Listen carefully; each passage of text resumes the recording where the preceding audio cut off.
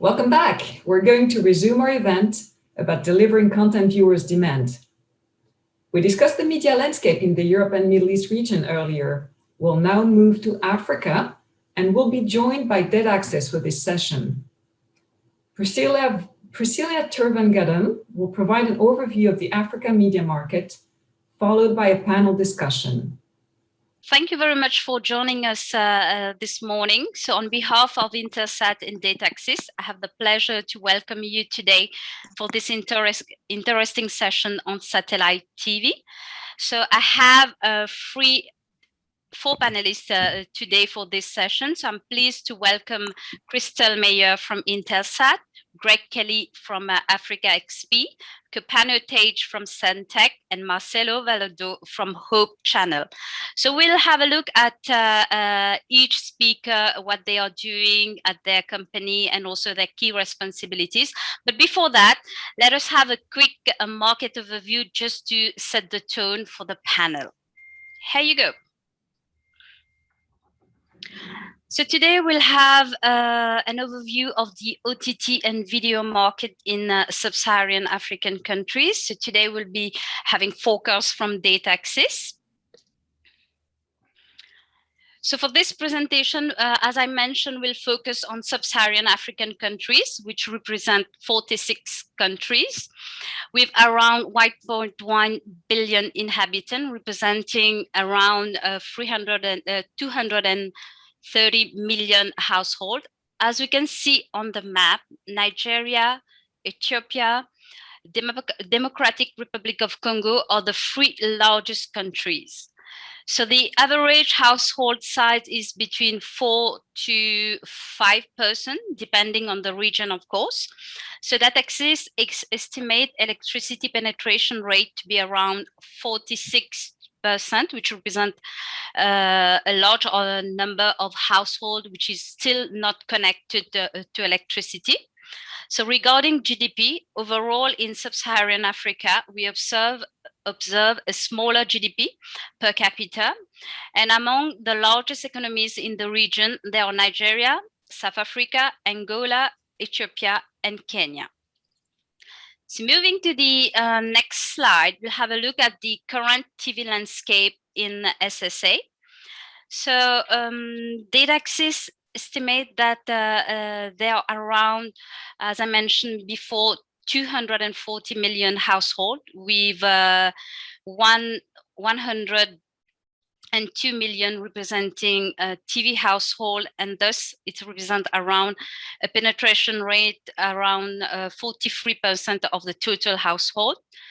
So if we have a look at the first graph, we'll see that pay TV penetration is estimated to be around 35 million, representing 35% of the TV household. So moving to the next graph on TV access technology. So regarding a free-to-air reception, they are mostly terrestrial reception, which include a large share of analog television, as the transition to DTT is still ongoing and not completed in many African countries. However, the share of free-to-air DTH reception is increasing and represent around 44% of the free-to-air access in 2021. So concerning pay TV reception, the main operators are DSTV, MultiChoice, Canal Plus, and StarTimes. In the pay TV space, satellite reception, as you can see, is dominant. The technology allows operators to distribute a large number of channels to households located in any area, including remote area. Other technologies are negligible in SSA when we look at the whole region. Here we are talking about IPTV, MMDS, OTT pay TV, cable. But in some countries, they can be significant. For instance, cable is still important in Cameroon, and IPTV is growing in Angola. So for the next slide, we have two graphs. So we'll talk about the progression of connectivity within African countries.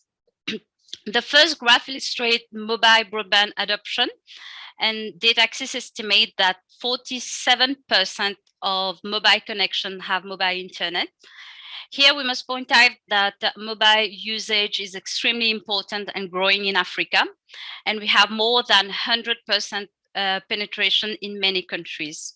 We have also witnessed the launch of 4G in an increasing number of countries.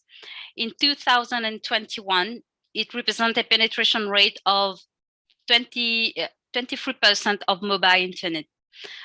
We have seen also that 5G has also been commercially launched in 2020 in South Africa and is expected to be launched in other countries such as Tanzania, Kenya in the coming years. So concerning fixed broadband access, it's still very low. Only 6% of households are connected to fixed broadband. And when we look at all the countries in the region, the rate is higher in South Africa, where there is a strong development of fiber over the past few years.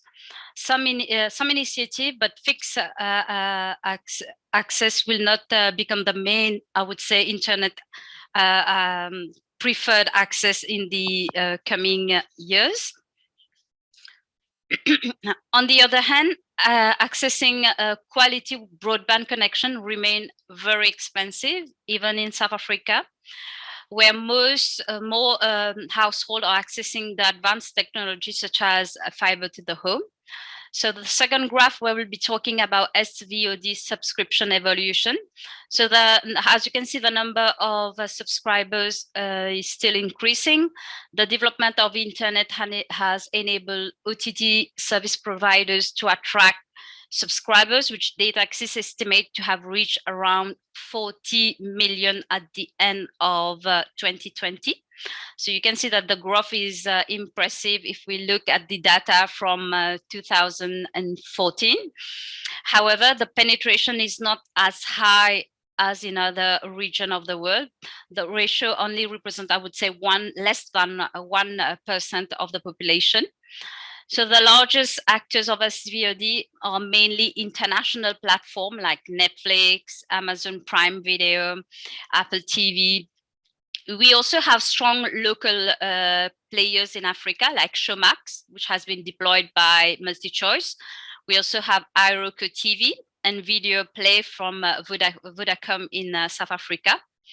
The other strong actors in SSA are ad-supported service, as the population is not necessary, I would say, not ready to pay to video content. The most important actors in the free segment are the giant, I would say, YouTube and Facebook. So now looking at the forecast for 2025, so DataAccess forecast that satellite, which stand at 49 million in 2020, will reach 73 million in 2025. So pay TV will keep on growing and will reach 48% of the TV household in 2025. DataAccess also predict that on-demand service will continue to grow within the region, I mean, for 2025. So having said that, we'll now have moved to our speakers for our panel session on satellite TV. So first of all, maybe to kickstart this session, I would like each speaker to give us a brief presentation of their company as well as their responsibilities within their company. So maybe we can start with Marcelo from Hope Channel. Sure. Hope Channel is a faith-based television service of the Seventh-day Adventist Church. We're being on air as a 24/7 network since 2003. And one of our first areas that we started distributing our service was Sub-Saharan Africa. The channel has developed from a single feed going around the world to a network of over 60 channels that are localized in different regions. Just in Africa, we have about 10 channels that are local from different countries, and we're about to launch 3 new channels this year alone. Thank you very much, Marcelo. So, Copano, maybe you can now give us a broad presentation and broad overview of what your responsibility within your company. Yeah, thank you, Priscilla. Yeah, my name is Kopano Tahe. I'm currently the Chief Marketing and Sales Officer for Centec. I look after the marketing sales division and our customer portfolio, looking at content and multimedia services as one of the portfolios I take care of, as well as managed infrastructure services. Well, as you know, Centec is one of the leading communication service providers in the continent. We've been predominantly playing in the signal distribution space, but we are expanding our portfolio to also look at broadband services, which is a growing market, as you have indicated. So the complementary of those services, what we aspire to do is to provide content to deliver to any of our customers' audiences anywhere on any device. Thank you, Copano. So, Greg? Okay, yes. I'm CEO of Africa XP. We are a content distribution company and the creator of linear channels that we distribute in Africa and around the world. We have a television platform, a free-to-air television platform called Premium Free, which in Africa is available on satellite at the moment. We are also about to launch it as an OTT platform. We are planning on the 1st of May to launch to expand the satellite to be on IS-20 and to be carrying 25 channels on a transponder in that market. This move is clearly an indication from us of the fact that we believe that satellite distribution will remain very, very relevant within the African territory, even as OTT continues to grow. Thank you, Greg. So, Crystal? Thank you. So in my role at Intelsat, I look after the media distribution business for Sub-Saharan Africa. And Intelsat, we are actually the world's first global satellite operator. We've been in operation for more than 50 years. And today we have a fleet of about 50 plus geostationary satellites that deliver video, networking, and mobility solutions to every corner of the Earth. Africa has always been a huge priority for us, and we have more than 20 satellites in service across this region for both media and network applications. Our biggest customer is MultiChoice, and they've relied on us to deliver services for both their GoTV and DSTV platform since they started operation. So thank you very much, Crystal, for setting the tone for the panel and also for all our panelists. So we have seen in the presentation that satellite TV is the primary, I would say, mode of reception, and also is still the most cost-effective option to reach audience in Sub-Saharan Africa. So maybe to start with the first question for the panel, I'll go to I'll ask Copano and also afterward Greg and Marcelo. So the first question: so what are the main challenge, I would say, for you that as being in the TV and media industry in Sub-Saharan Africa that you are facing right now? So what are the main challenge that you are facing?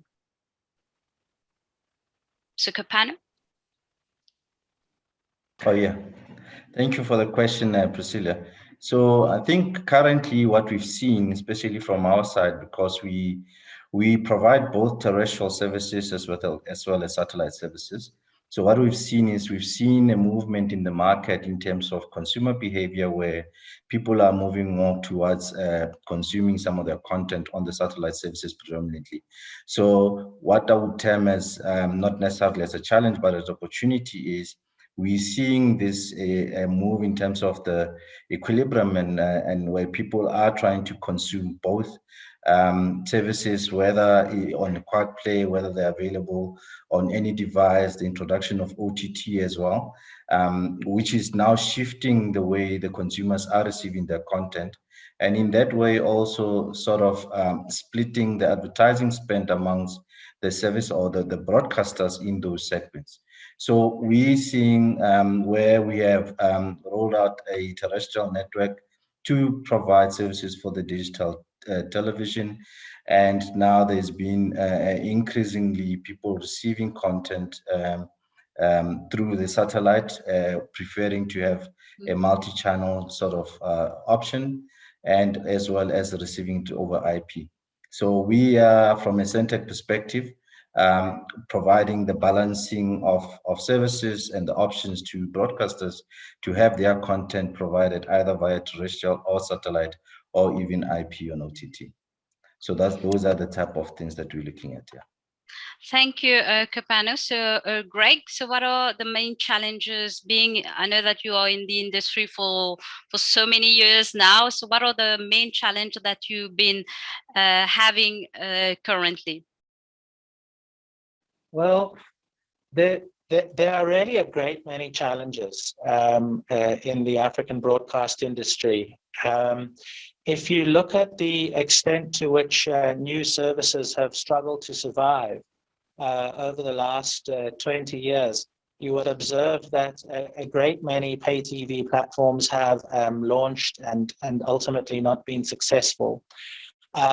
You would also observe that there are only a few markets in which content providers have successfully been able to monetize their content and really grow as an industry. In Nigeria would be a particular example of success, but most other markets, producers have struggled to monetize. And I think that those difficulties relate to fragmentation of the markets. We have so many different countries. The fragmentation of the markets makes it difficult for operators to monetize, in that they need to gather money from multiple markets in order to make services sustainable. There are other challenges such as billing for services. A low penetration of credit cards is a challenge. Distribution of set-top boxes across multiple countries is a challenge. Lack of audience measurement is a challenge. High price of mobile data relative to income is a challenge. So there are literally challenges around every corner in the African broadcast industry, which is, I suppose, why there's still opportunity and why it is not as developed as it could have been, and why innovation and technology is so important in terms of trying to solve these challenges and to grow and create a larger, more sustainable media industry. Thank you very much, Greg. Marcelo from Hope Channel. So from your point of view, I mean, are you facing the same challenges that Greg and Kopano are having? So what are your current challenges that you're facing within that market? Yeah, sure. We come from a slightly different perspective. Yeah. We probably share many of these challenging that they have been mentioned. These challenges are across the board, from infrastructure to access to funding for data that people want to access over the broadband or internet. But as a faith-based channel, we don't monetize our content. Mm-hmm. So our funding starts when we develop our planning for distribution. And that's where we try to be as cost effective as possible. And for us, Intelsat IS-20 satellite is still a very cost effective way to reach our audience across the Sub-Saharan. The access to internet is still very difficult, as you point out in your graphic. People need to be reminded that not even half of the people have access to internet, and we're not even talking about broadband. We're talking of basic internet access. But regardless, we have still developed an OTT solution. We have our own apps that are available on Android and on the iOS platform.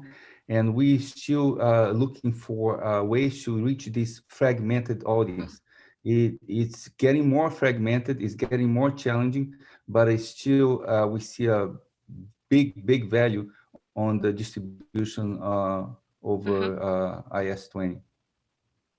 Okay, so we'll come again about IS-20 later in the discussion. So Crystal, as a satellite operator, so you have listened to all the challenges that our panelists is facing. So what are, for you, from a I would say a satellite operator point of view, so what are the technical challenges, but also the trend that is being adopted in Africa? Okay, so in terms of technical challenges, the one that I do want to bring up would be the switch over from analog to digital broadcasting, specifically in the context of digital terrestrial or DTT. So this switch over, as we all know, has been a very slow process in many countries of our region. And countries operating on an analog service are unable to progress with their 5G deployments, and audiences are not able to really benefit from the features of digital TV. So that's a bit of a problem, and we are seeing progress, but not as fast as we hope to actually get to that. But then on the converse, we have a few countries that have switched over to digital, specifically digital terrestrial or DTT.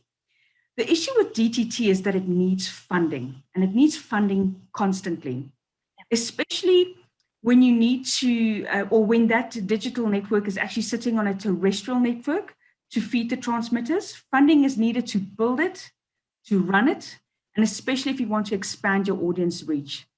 These networks are further challenged by access to reliable electricity. You've previously mentioned that it is estimated that Sub-Saharan Africa has an electrification rate of 43%, which also incidentally closely correlates to access to TV penetration and TV households. So that is a severe technical challenge. And what we've seen is that national broadcasters are struggling. They're struggling because of antiquated business models, which is not sufficient in raising the necessary funding and then running these operations in sustainable businesses. And for that reason, a lot of these guys have started looking at satellite. Rather than having a fully terrestrial connected network, they've looked at satellite. We believe that satellite makes sense. Only satellite can accelerate digital and that digital migration process. It helps operators to instantly reach the largest viewership in Africa today. And I also believe that satellite should not be seen as a cost center, but more as a revenue enabler. Your cost of reach does not increase if you use a satellite distribution network. Whereas if you use a terrestrial network, every time you need to deploy a new terrestrial transmitter, there's cost in laying fiber in the ground, there's cost in maintaining that terrestrial network, as well as that transmission site. So for me, that would be the biggest technical challenge in this region. Thank you, Crystal. So you were talking about the DTT migration, which we have seen in the presentation is still ongoing and also slow in SSA. So Kopano, what are the challenges of DTT versus DTH distribution? So according to you, could the, I would say the ongoing DTT process migration threaten the free-to-air DTT platform? Thanks, Christella. I think from a Centec perspective, because we started quite early in this journey of the DTT network rollout. I mean, we've managed to cover most of the country's geography with some of our transmitter site. As per what we were requested to do, we've covered about 84% on terrestrial, and we complemented that with the satellite offering to cover the 100%. So we were quite a bit smart in terms of how we utilize the assets that we have, specifically the use of satellite as one of the key assets that we can use to reach out areas where we couldn't. We actually one of the companies that looked earlier into providing a one beam solution, meaning that it provides a cost-effective way of using satellite to distribute to your sites, as well as covering the gaps, what we call a gaps that couldn't be covered by terrestrial. So we use that as a sort of an advantage and an input into optimizing our cost of providing distribution. As you know, from a Centec perspective, we look at digital television, both on terrestrial and satellite. And the reason being that is we have, looking at the demographics within South Africa, you do have a segment of the population that is relying on cheap end user received devices where they can only afford to have a DTT set-top box with an antenna, and having a satellite option could be available to them, but because of the obligation to receive content, they have the option to go on the cheaper route. But we are complementing the services. From our side, the only, I think, slow uptake that we've had was around the distribution of set-top boxes, which we currently championing as Centec to try and expedite the pace of migrating South Africa into a digital environment. Thank you, Kopano. So, Greg, are you still here? Okay, so Greg is having some issue with his connection, so we'll move to Marcelo. So we just heard what Kopano has said. So could as a TV channel, faith-based TV channel, so could the ongoing DTT migration process threaten free-to-air DTH platform? I think that they are reality that is not going to change. The digital transition has been a way that more channels are available on terrestrial over-the-air type of distribution. However, we see a bit of a limitation there, not only in capacity, but also for us, there is a little bit of, as I mentioned earlier, development from our international service to what we want to be a local hope channel in any country. So for that model to develop, we grow slowly. So a channel for us in a country in Sub-Saharan Africa might start with a few hours of local content from their region and being supplemented by our international feed the rest of the time. That is a challenge in some of the DTT because they have a requirement of a number of local hours from the get-go. So that is for us a little bit of a difficulty there.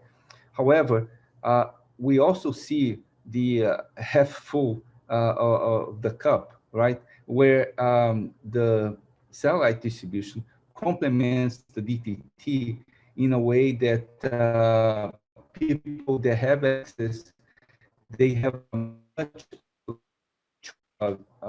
channels, and they have international flavor add to their choice. It's like they become their own.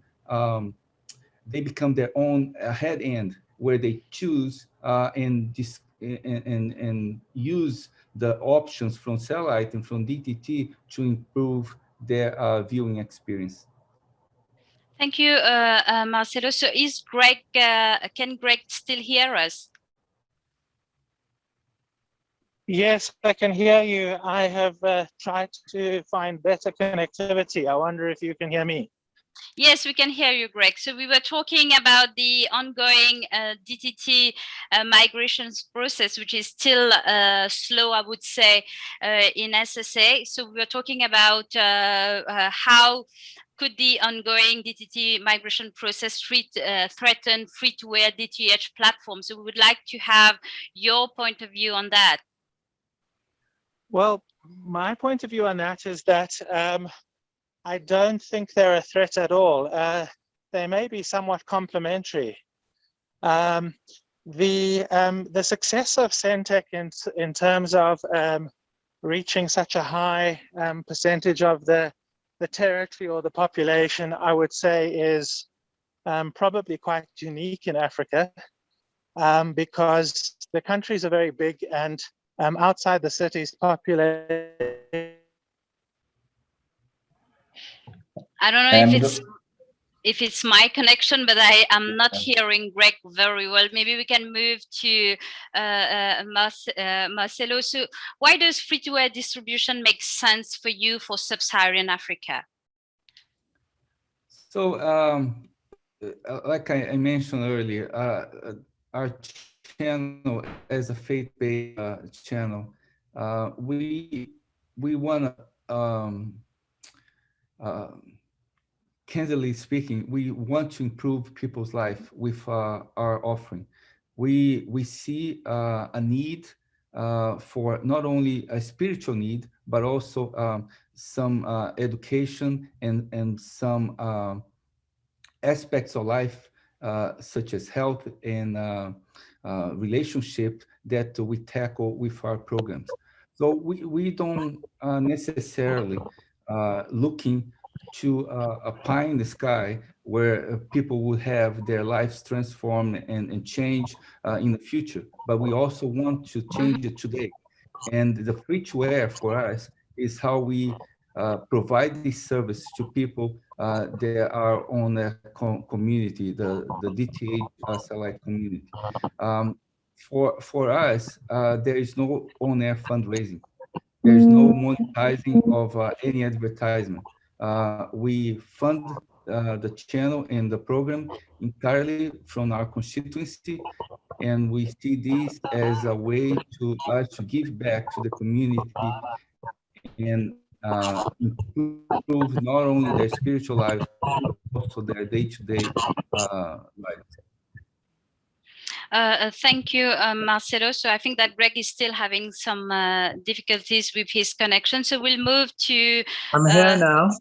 Okay, thanks, Greg. So we were talking about why does free-to-air distribution make sense in Sub-Saharan Africa, and would like to have your point of view also on that. Yes. What I was saying was that I believe that satellite distribution is imperative because of the size of the countries and the distribution of population, making it very difficult and costly for DTT to reach all people. And the necessity is therefore that satellite is used to feed digital terrestrial transmitters. And these transmitters are particularly expensive. So it begs the question, why spend so much money on trying to build out a terrestrial transmitter network when it will have to be fed by satellite, and when the content will be on satellite in any event? It seems to me to be a duplication and something of an unnecessary expense. Of course, where that infrastructure already exists, like Centec has it, there is a convenience for certain users within the range of those transmitters. They can have less infrastructure and have a smaller aerial and so on and so forth. But in the bigger picture, one sees a very high penetration of satellite dishes in low-income areas. People seem to be able to afford that, and so I think that the benefits of satellite really suggest to me that where this infrastructure is not in place, people should just move forward and continue to use satellite. And another very important benefit of satellite is that with DTT, there needs to be an additional multiplexer for every frequency. There are a limited number of channels on these transmitters, whereas with satellite, the consumer can have access to hundreds of channels, which obviously is in the interests both of the industry in terms of producing and distributing and monetizing content, and of course in the interests of the viewers themselves.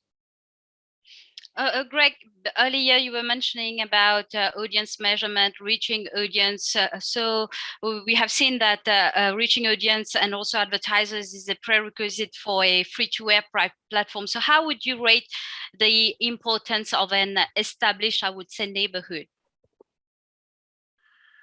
Well, absolutely critical. You know, another thing I mentioned, not only audience measurement itself, because the neighborhood is having the audience and of course proving the audience, but there's another factor, and that is that an established neighborhood in Africa typically means people who have a free-to-air set-top box installed, and that enables them to receive whichever channels are available on that satellite. So it is that population of boxes connected to a dish looking at the correct satellite that enables the content to find its audience in the first place before that measurement can even become a consideration. So those factors are crucial. They're the number one consideration in terms of free-to-air DTH. So Marcelo, do you agree with Greg that established neighborhood is crucial for TV channel distribution? Yes, especially free-to-air. Yes, absolutely. And one point that he mentioned that I want to be a witness is that people have interest in seeing more than what is available on DTT. They see the choice that they have over the satellite. And another part of this consideration for free-to-air is that the equipment cost has come down quite a bit. So it's an investment that they do, and they have the choice of free-to-air content that will be available there for many years. And we've been on that orbital position since 2003, and we know what the equipment cost was, 15 years ago, and what is today, and how accessible it is, even on a poor community. They are watching content off of their orbital position, and that neighborhood has been proving for us a strong return. Another thing we notice, with the free-to-air is because this audience, it's not that they are cord cutting. They literally want more choice without the imposition of paying for their service. So that investment, I think they see as an investment that sees a guaranteed return. Once you acquire the equipment, you have a lot of choice available to you on free-to-air. So, Crystal, we have heard what Greg and Marcelo said about established neighborhood. Maybe you can give us a quick overview of IS-20 and why its importance, and also why it is I would say, the best platform for video distribution in SSA. Okay, so IS-20 is a 25-year-old neighborhood. And according to a recent GeoPulse survey done, we did that in 2019, it is also the largest DTH video neighborhood in Sub-Saharan Africa. So with this GeoPulse survey, we conducted this survey in 5 key markets: Nigeria, Ghana, Ethiopia, Kenya, and Tanzania. And it revealed that IS-20 currently has more than 40 million households already pointing their antennas to IS-20 already. So I believe today there is no other distribution platform that really competes with the reach of IS-20 and also the reliability of the video stream and reaching audiences in Sub-Saharan Africa. Thank you, Crystal. So, Marcelo, we have just heard what Crystal said about IS-20. So from, I would say for you as a TV channel group, so why did Hope Channel choose IS-20 for your distribution? Okay, we started as an ad hoc network. It was no full-time service, 24/7. And when we look at that opportunity to reach our constituency through satellite, which was very cost effective, we transfer our experience from other parts of the world. So the first thing that we look at, the video neighborhood that was established on that satellite. And second, we look at how the local installers were familiar with their satellite and had good knowledge of how to point the dish to that. You know, we started as an ad hoc network in 1998. Our first event out of South Africa in Johannesburg in 1998. This was early stages of digital distribution. People that would not find a digital carrier on a satellite that was abound. You know, it was a challenge. This is the early days of MPEG, and we noticed that was very important for us to be on a satellite that was well known by installers. And the third reason is that we saw that when we would transition to a 24/7, we would be on a satellite that has a video neighborhood. So any dishes that we already had installed, we would be an easy transition. We would not have to manage that. In 1998, we export to South Africa 1,000 satellite dishes and MPEG-2 receivers. And that was the first step for our distribution in Africa. And we decided that we want to be on a satellite from the get-go, that we will not have to move later on. And the fourth reason that we pick IS-20 at that time, the 68.5 position, was because of coverage. We could get a lot of that coverage, especially with the reach in Europe. We had a lot of events coming out of Europe that was easy for us to access from that location to transfer content to Sub-Saharan. Thank you very much, Marcelo. So maybe, Kopano, you could share with our audience your experience of moving OVHD to IS-20. So why did you choose to move to IS-20?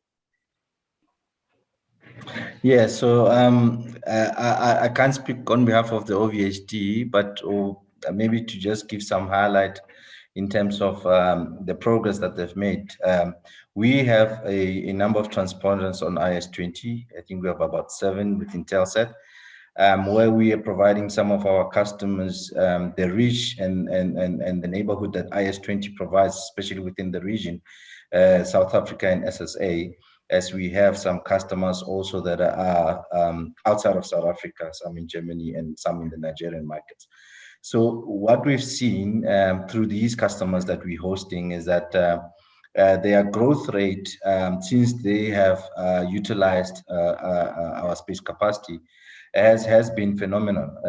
I mean, OVHD is one example that you just highlighted, that since they moved over to Centec and providing their channels on the IS-20 neighborhood, they have seen growth, phenomenal growth, and it's continuing to grow. I believe their numbers now, they've said they've covered over 2 million households already now, given the benefits of being in a neighborhood as rich as IS-20.